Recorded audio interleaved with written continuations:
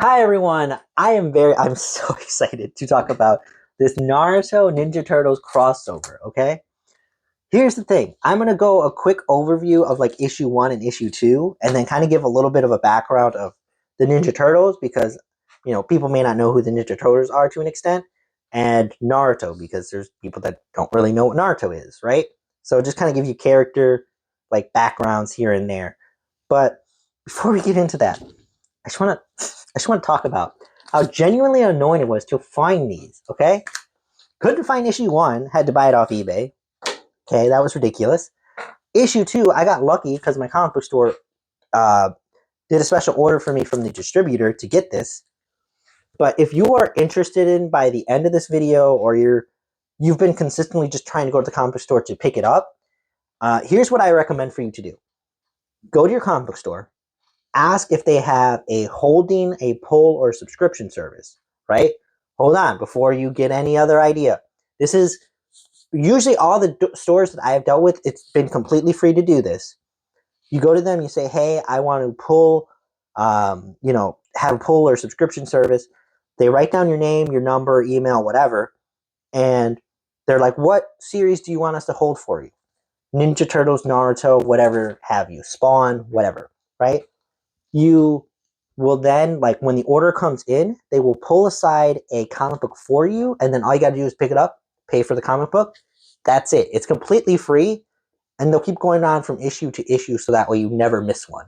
So the first issue is Team 7, which is Naruto, Sasuke, Sakura, and Kakashi, escorting April O'Neil, who's a reporter, uh, basically around because she's trying to research the ooze made by Baxter Stock in sponsorship by the Foot Clan. The Foot Clan is a deadly organization in New York ran by Shredder or Oroku Saki, which we'll talk a little bit more on later. The Foot Clan, along with a fox mask wearing commander, attack, but before they can, they're interrupted by the Ninja Turtles.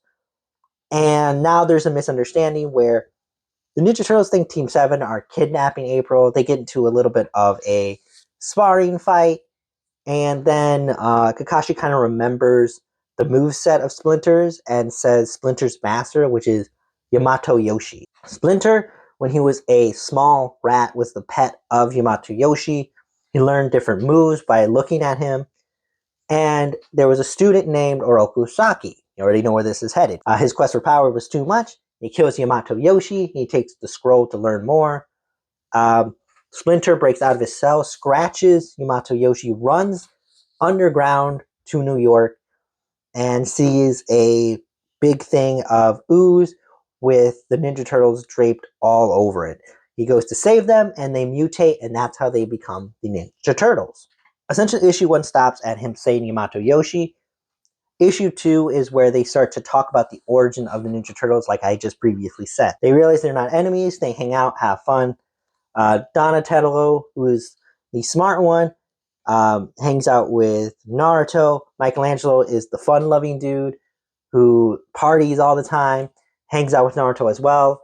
Raphael hangs out with Sakura, and Leonardo hangs out with Sasuke and Kakashi Splinter. They do try to add some background to Naruto.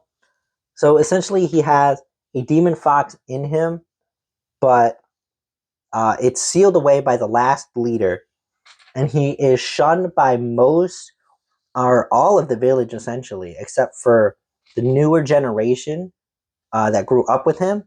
So it's kind of like somewhat of a secret in that kind of village. So this we'll get into a little bit of it. So Kakashi is the leader. He's had a lot of combat experience. He's like known all over the world. He has a special eye that lets him copy moves called the Sharingan. He knows a lot of techniques and stuff that he copies off enemies and can perfect it perfectly. You have Sakura, which the entire community of Naruto either hates her objectively or just hates her ironically or hates her because of a meme, essentially. So she kind of just likes Sasuke, and I don't really know much else about her personality. I've watched the entire series. There's not much of a personality there until like you get later on in the series. Sasuke, his entire clan got and now he's out for revenge because it was his brother that did it. So now he's trying to get stronger and go after him. After a long time of them kind of discussing, talking about stuff, they realize they need to eat, recharge, strategize. Of course, Ninja Turtles recommend pizza. That is their signature thing forever. A Splinter and April O'Neil are like walking to go get the food.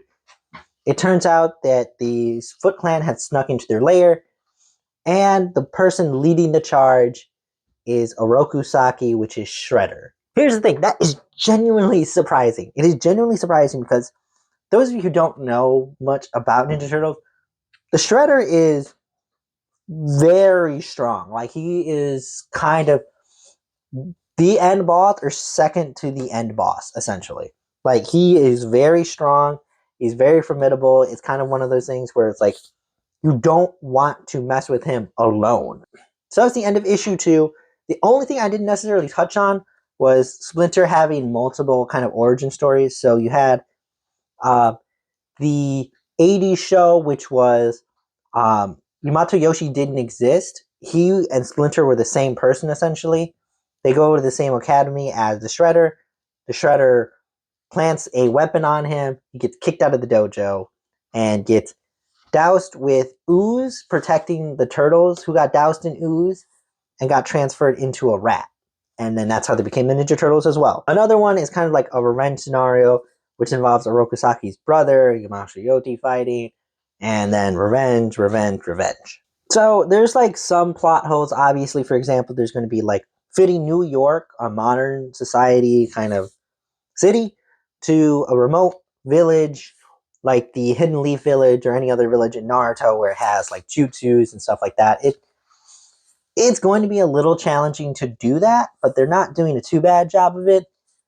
Sakura is not supposed to have super strength yet in this kind of whole area. She gets super strength like later on in the series of Naruto. This series is more like enjoy the ride with the materials given to you, because obviously it's going to be tough to try and fit all that at once and make every character look competent. So I have a genuine question to like the Teenage Mutant Ninja Turtle fan base.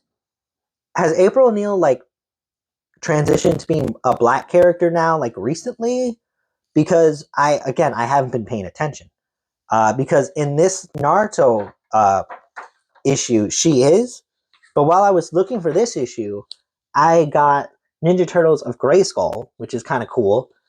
And I was reading this last night, and she's back to being white in this one. So is this like she's interchangeable, or is this a recent rollover kind of thing? If anyone could get back to me, that'd be cool. Other than that, I really like the art design behind it. I really liked the cool fighting scenes in it. I'm enjoying the tactics behind it. I'm enjoying like just the covers are cool. The covers are genuinely cool. If you read Naruto, especially, a lot of these feel very based on the cover of the mangas and stuff like that. The cool art design, the fighting, the story so far, especially if you guys are very interested in like how the story is going to go, IDW, who is the publisher for this comic book, does a very good job. They don't really mess up that much to me. They do a really good job of it. So it's in good hands.